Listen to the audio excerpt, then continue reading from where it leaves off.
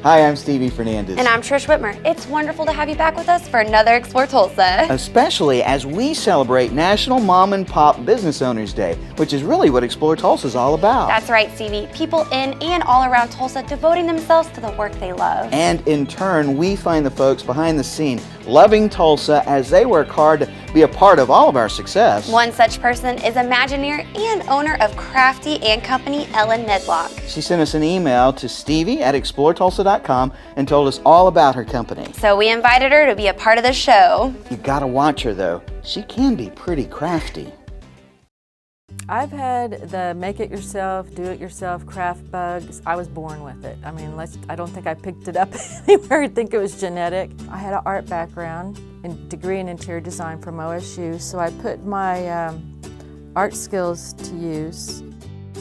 I taught myself to sew just because before my daughter was born, I just thought I have to make her something. It was that nesting thing. I got to make things for my kid, you know.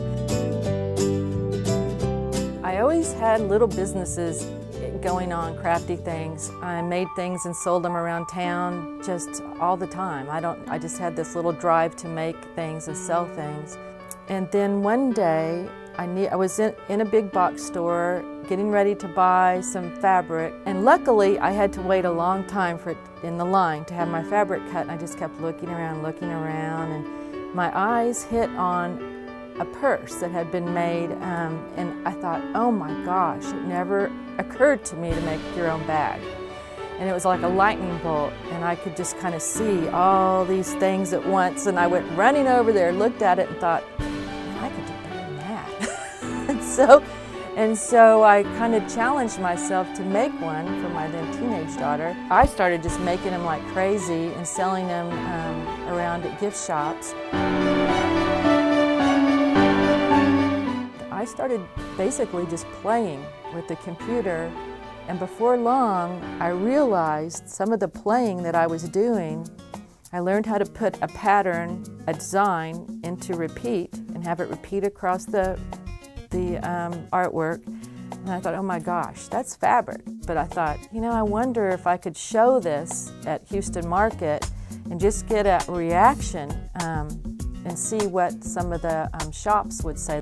I went to International Quilt Market in Houston, probably 2005, and picked up dealers around the country who sold my patterns, picked up my line. And then a couple years after that, we got into some distributors, major sewing distributors. So I got really emboldened by that, and I thought, well, if no one else will print the fabric for me, I'll do it myself.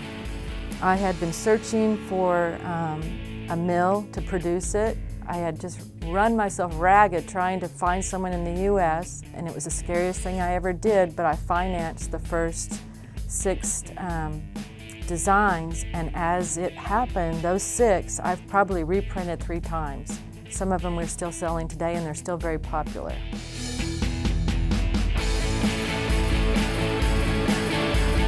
We just expanded into the next area, the next shop next door, which we have called Crafty Company, and we are going to just keep featuring classes, promoting how easy it is to use your sewing machine. It's just another creative product. Don't be afraid of it. We have children learning. They're learning sewing, they're learning quilting. The most excitement I get is when the new designs roll out of my printer.